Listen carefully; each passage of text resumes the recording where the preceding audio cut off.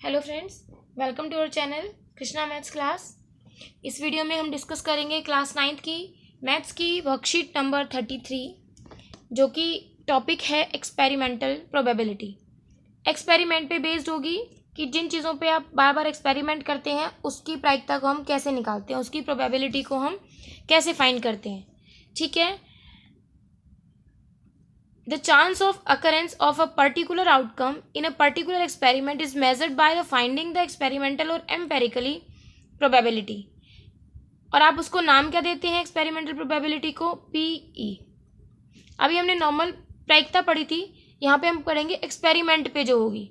अभी हमने डाइस को थ्रो किया था तो 6 चांसेस थे, एक आ सकता है, 2 आ सकता है, 3। अब हमें एक्सपेरिमेंट कर करके करनी है चीज़ें, वो देखो किस तरीके से हैं। आपको बस ये ध्यान रखना है कि इसका जो फॉर्मूला है वो रहेगा number of trials in which the event happened.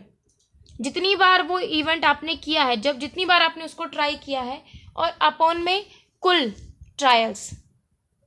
मतलब ये कि आपने 2 कॉइन टॉस किए हैं, 2 कॉइन आप उछाल रहे हो, तो दोनों को आपने मान लो 50 बार उछाला है। ठीक है, दोनों कॉइन्स को आपने 50 बार उछाला है, और 50 बार उछालने पर आपके पास 20 बार तो हेड आता है, मतलब दोनों में 20 बार दोनों में हेड आ रहा है, और 10 बार दोनों में टेल आ रहा है, और बाकी कितने रह गए?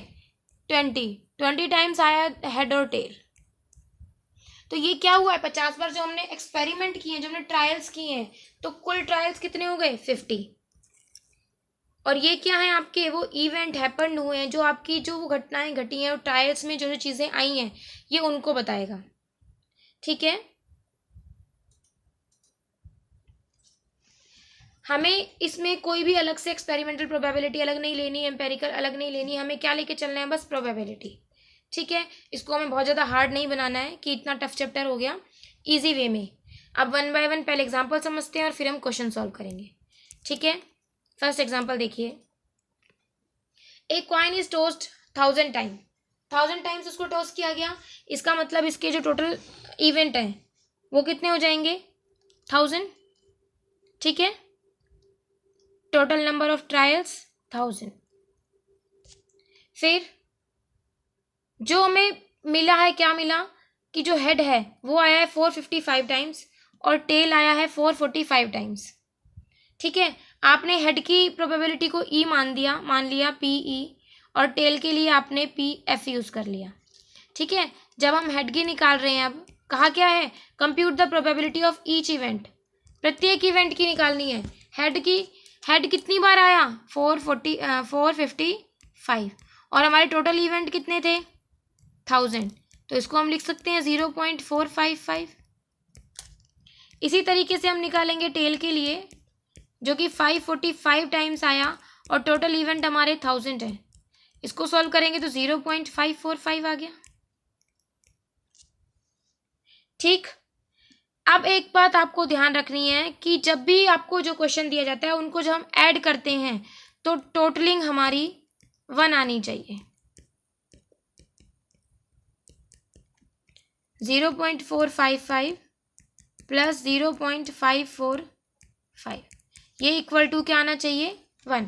ऐड करके देखो, 5 5 10, 0, 4 1 5 और 5 10, 5 और 5 10। ठीक है। इतनी बात क्लियर हो गई? आगे देखो, जो हमारी प्रोबेबिलिटी होती है वो 0 से लेके 1 के बीच में होती है। क्यों? क्योंकि जो भी हम सोचते हैं, जो चीज़ कंफर्म नहीं है, या तो वो नहीं है, या तो वो नहीं होगी, या तो वो हो जाएगी। तो ये नहीं होने के चांस भी पूरा 1 है, और होने का भी पूरा 1 है। तो जो इनके बीच की संभावना है वो 0 से 1 के बीच में लाई करेगी हमेशा। अगर आपको सब कुछ ऐड करके, सारे इवेंट्स को ऐड करके 1 से ज़्यादा आ जाए, या 0 से कम आ जाए, 1 ना आए इनको सबको ऐड करके, या प्रोबेबिलिटी आपकी 0 से 1 के बीच में ना आए, तो इसका मतलब आपका आंसर गलत है। ठीक है। क्लियर हुआ? कोई डाउट तो नहीं है? आगे चलते हैं नेक्स्ट क्वेश्चन के लिए। A die is thrown 1000 time 1000 times. ठीक है, जो 1 2 3 4 5 और 6 आने की फ्रीक्वेंसी हमें दी गई है, आउटकम्स हमें दिए गए हैं कि 1 आया है 179 टाइम्स, 2 150 टाइम्स, 3 157 टाइम्स, 4 आया है 149 टाइम्स, 5 आया है 175 टाइम्स और 6 आया है 190 टाइम्स। ठीक है, प्रोबेबिलिटी निकालनी है ईच आउटकम्स की, जितने भी आपके आउटकम्स आपने फाइंड किए हैं, निकाले हैं, उन सभी की प्रोबेबिलिटी निकालनी है। ठीक है, हम उसको E1 E2 E3 E4 E5 E6 की तरह से रख लेंगे।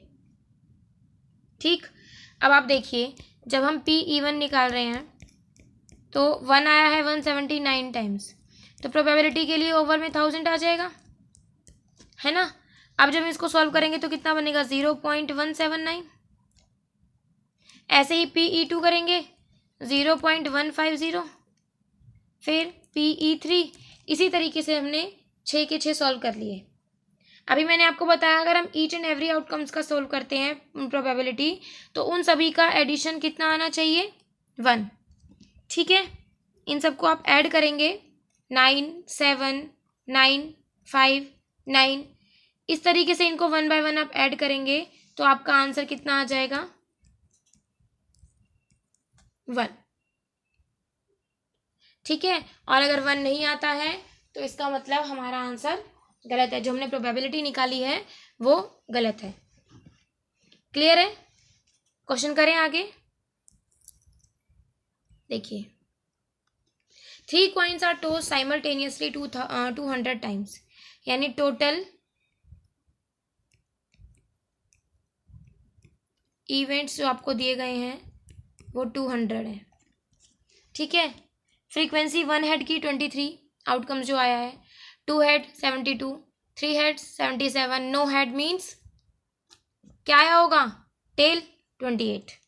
If 3 coins are simultaneously tossed again, compute the probability of getting 2 heads। 2 head आने की प्रायिकता बतानी है, 2 हेड आने की प्रोबेबिलिटी। कितनी बार आया है 2 हेड 72, तो यानी जो इवेंट हैपन हो गया वो कितनी बार ये घटना घट चुकी है 72 टाइम्स। 2 हेड 72 टाइम्स आ चुके हैं। ठीक है, 72 टाइम्स आए हैं तो प्रोबेबिलिटी कितनी हो जाएगी 72 ओवर 200, 8 से डिवाइड कर देंगे, ये आ गई आपकी probability of getting 2 heads. Clear है क्वेश्चन?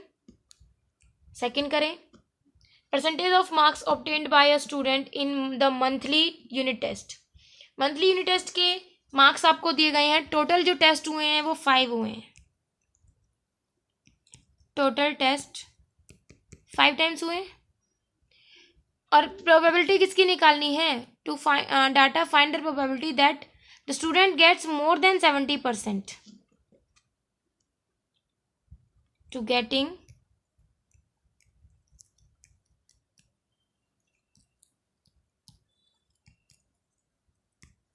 मोर देन 70%। अब 70% से ज़्यादा मार्क्स के लिए कैसे, देखिए यहाँ पे है एक, तो एक इधर और एक इधर, यानी 3 टाइम्स, तो प्रोबेबिलिटी कितनी हो जाएगी 3/5। क्लियर? समझ आ गई आपको प्रोबेबिलिटी कैसे सॉल्व करनी है? कोई डाउट हो तो पूछ लीजिएगा। समझ आ गई हो, वीडियो अच्छी लगी हो तो वीडियो को लाइक कीजिए, शेयर कीजिए और चैनल को सब्सक्राइब कीजिए अगर आपने नहीं किया है तो। बेल आइकन को प्रेस कीजिए ताकि आने वाली वीडियो का लिंक भी आपको मिल जाए। Thank you.